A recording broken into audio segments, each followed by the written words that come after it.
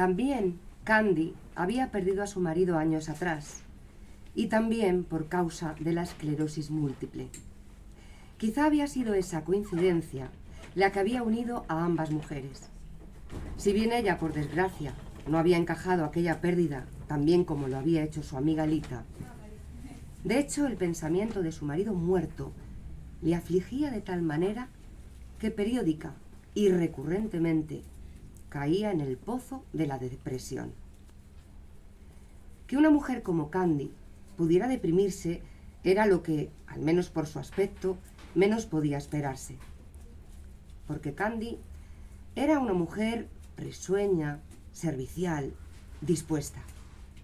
Siempre alerta a las necesidades ajenas, siempre canturreando y enfundada en aquel chándal deportivo que tanto la rejuvenecía.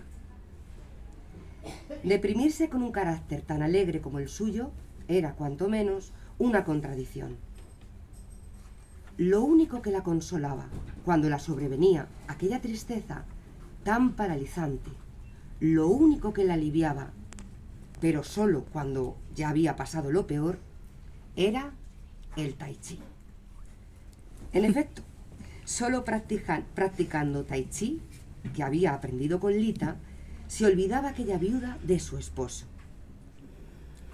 Yo me acuerdo mucho de mi Manolo, dijo entonces Candy, y siempre que mencionó el nombre de su difunto marido, lo hizo precedido de este posesivo mi, de tal forma que sonaba como si se tratara de una sola palabra: mi Manolo.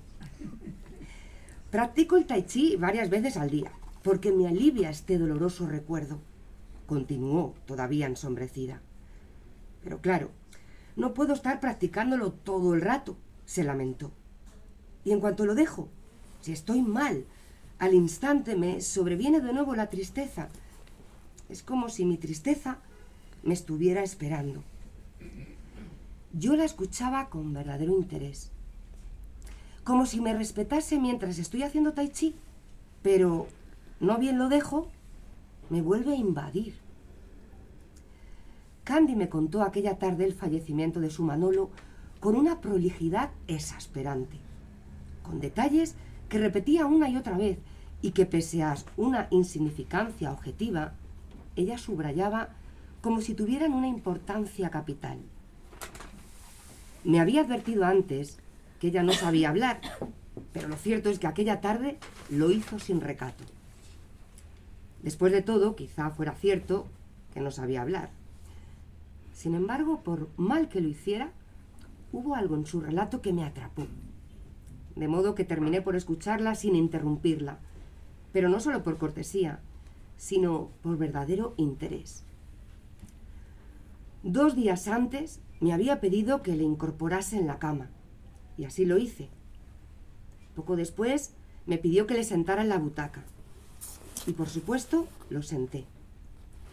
En aquellos días su esclerosis estaba ya muy avanzada, y mi Manolo solo movía el cuello. Si quería algo, lo apuntaba con los ojos, o lo miraba fijamente, dándome así a entender que se lo acercase. Si miraba hacia la ventana, yo deducía que quería que bajase las persianas.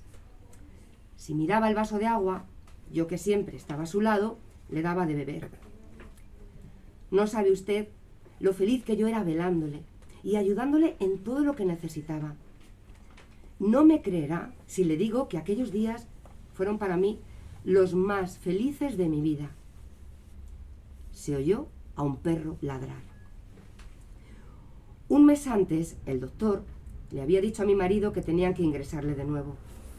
Conscientes de que aquel sería su último y definitivo ingreso, mi Manolo le dijo que no, que prefería quedarse en casa. El médico lo entendió y no puso ninguna objeción. Propuso entonces traernos a casa una cama articulada para que mi Manolo pudiera dormir mejor. ¿Una cama articulada?, preguntó mi Manolo. No, yo quiero dormir con mi Candy, dijo también. Y también yo quería dormir con él. No nos habíamos separado ni un momento en nuestros 42 años de matrimonio. Ya se lo he dicho muchas veces, intervino entonces Lita, puesto que Candy se había puesto a gimotear. Pero no acaba de ser capaz.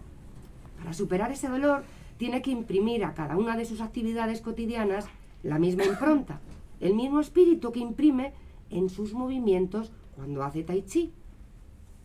Es fácil decirlo, protestó Candy, mientras se recogía el moño.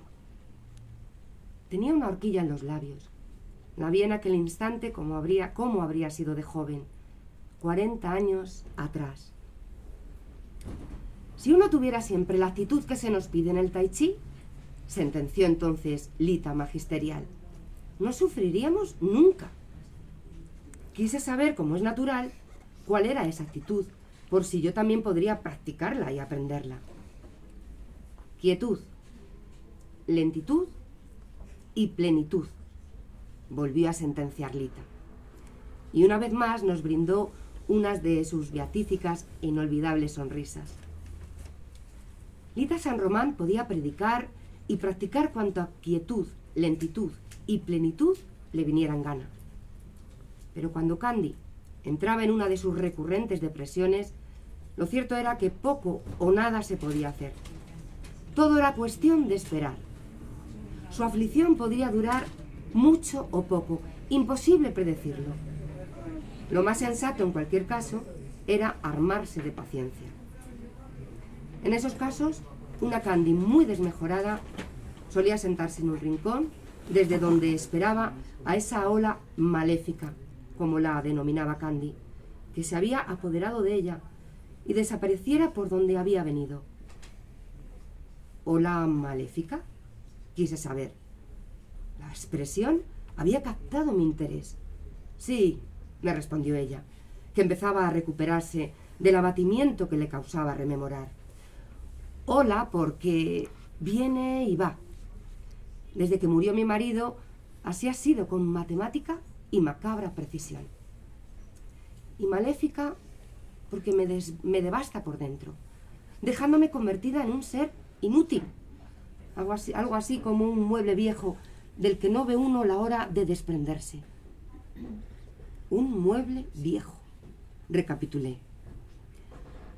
Lita San Román me confirmó lo que Candy me acababa de relatar con llamativa concisión. También con una implicación emocional tan dramática como contenida. Su compañera de piso se sentaba en un rincón cuando le afligía